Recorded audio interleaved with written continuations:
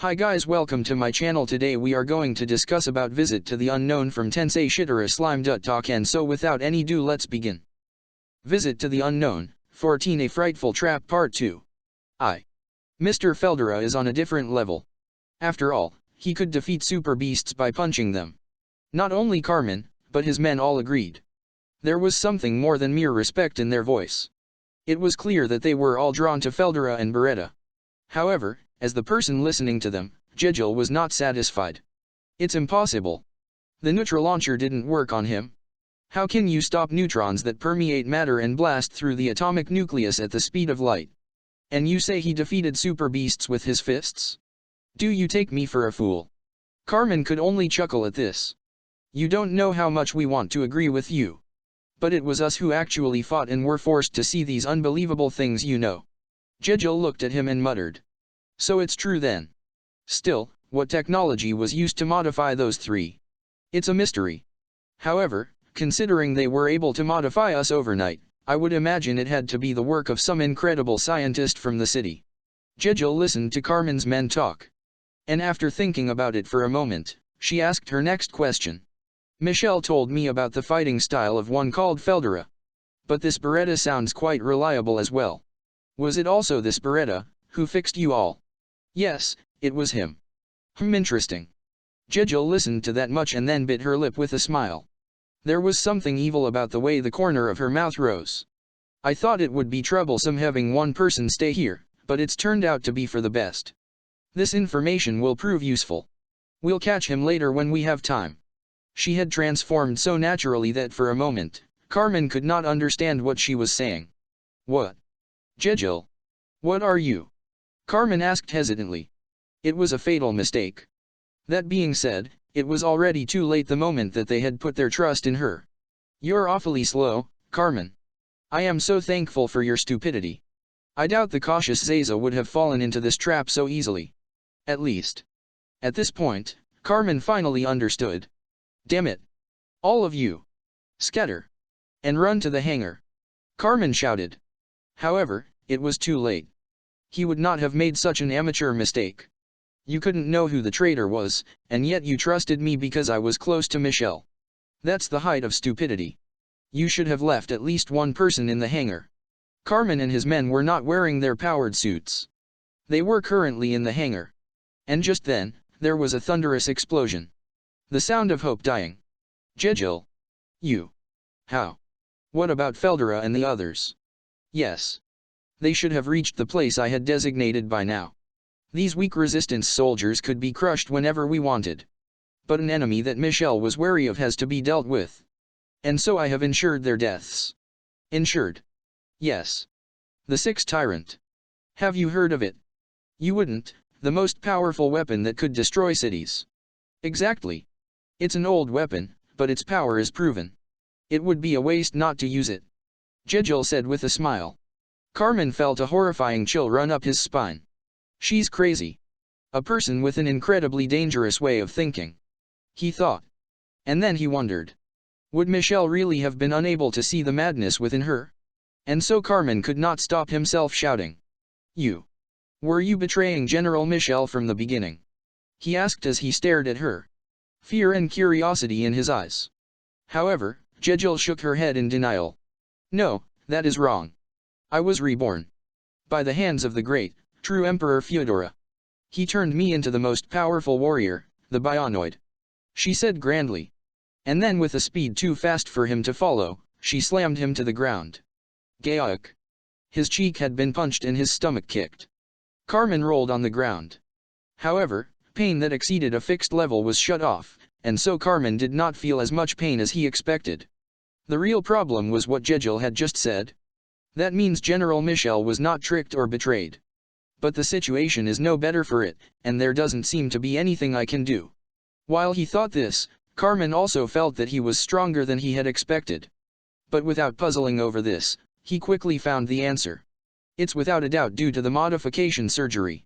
Now that he was sure, a sense of gratitude towards Feldera welled up inside of him. I'd be dead now if I hadn't been modified. Still, this body really is amazing. I can see the amount of damage as numbers. So that's 10% to the head, 3% to the stomach. I should probably pretend to be dead here. And so Carmen pretended to be in immense pain as he writhed on the ground. Oh? You're still alive then?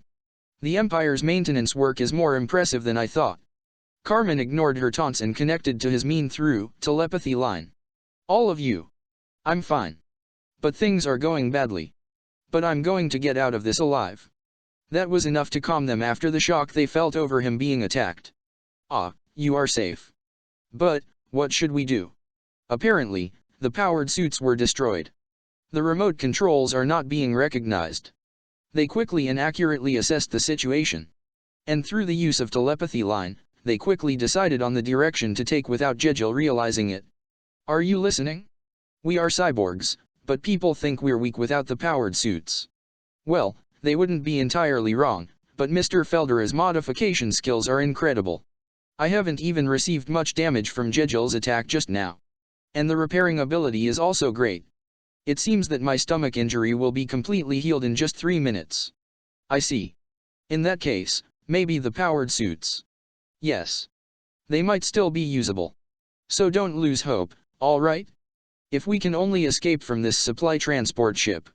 He had said as much. And then that hope was cruelly crushed. Miss Jejil. We have finished. The powered suits have been completely destroyed, as you ordered. Riaz said as he entered the bridge with a foolish smile. Good. And the results of the analysis. I did try and get some data, but much of it was impossible to analyze with the equipment on board this ship. While it was a waste, I prioritized its destruction. After all, they would have combat abilities to match the Empire's cyborg soldiers if they put those on. So it was obvious they had to be destroyed. But, then again, they would still have no chance against us Bionoids. Perhaps I was being paranoid. No matter how advanced the weapon was, it could be easily destroyed before it was used. Riaz said with a laugh. This meant that Carmen's last hope was gone. Damn you all! Carmen shouted.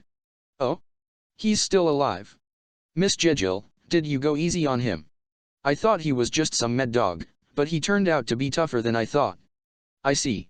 But then. Riaz smiled mischievously. His right hand then transformed into a blade. He meant to deal the final blow with that. But just then. There was a loud bang followed by a small explosion. Part of the ship's control computers had been shot with a blaster. Warning. The ship's control systems have encountered a fatal error. This ship will crash in 50 seconds. I repeat. This ship's control systems have encountered a fatal error. This ship will crash in 50 seconds. The automatic alarm played. The scene immediately became frantic. Carmen smirked. Hee. Well, there you go.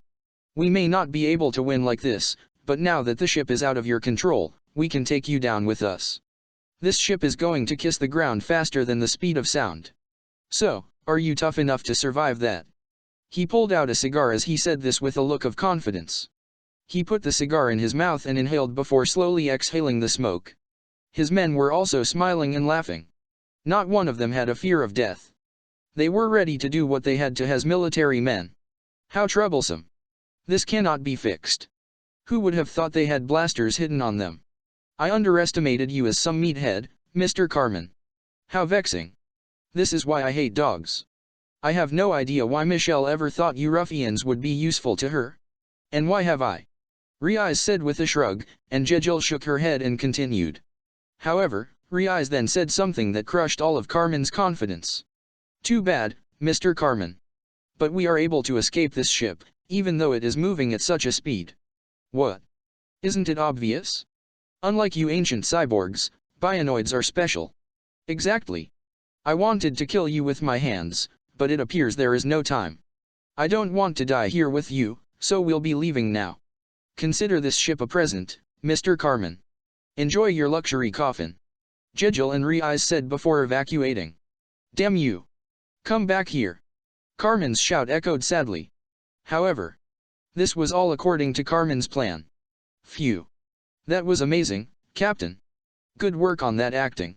We somehow made it through. Now we just have to survive this crash. His men said. Carmen looked at them and shouted. You damn idiots. There's no time to waste. Gather around. He ordered, and they came together in a circle. Carmen looked at them and nodded. Sorry about that. But that's what you get when you're with me. They stayed silent. However, they all had mischievous grins on their faces. No one looked like they regretted being there. Carmen chuckled before continuing. According to Mr. Feldera, my battle body has the same structure as General Michel. In other words, I can use the ether ring barrier that only the Machinery 4 can use. It might sound unbelievable, but I can see it in my brain menu. Are you serious? I thought it was a joke too. But you'll have to trust me on this. Well, trust Feldera anyway, as hard as that may be. If he was lying, then they would all die. If he wasn't, they might just survive this. In that case, Carmen would laugh and believe that was the path they would take. 2 seconds until the crash. All right, here it goes. Ether ring barrier. Carmen howled. The thermonuclear fusion reactor converted all of his energy into special wavelengths, and a ring of black particles surrounded Carmen and his men. Feldera, Ramirez, and Beretta had modified the faulty feature until it was as close to the original as possible.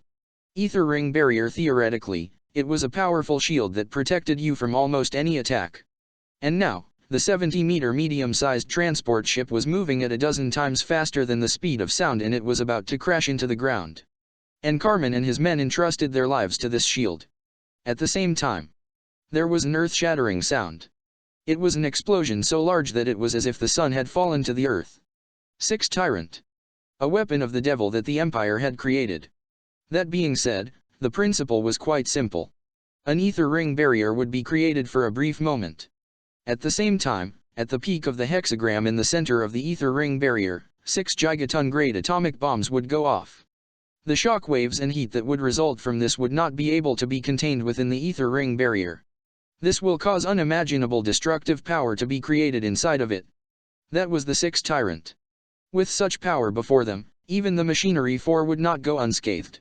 While surprise attacks wouldn't work on them and they could protect themselves with ether ring barrier, they would likely still be burned to death before the rage of the explosion died down. It was such a horrifying super weapon that now turned its fangs on Feldera and the others. Thank you for watching. Like, share and subscribe for more content.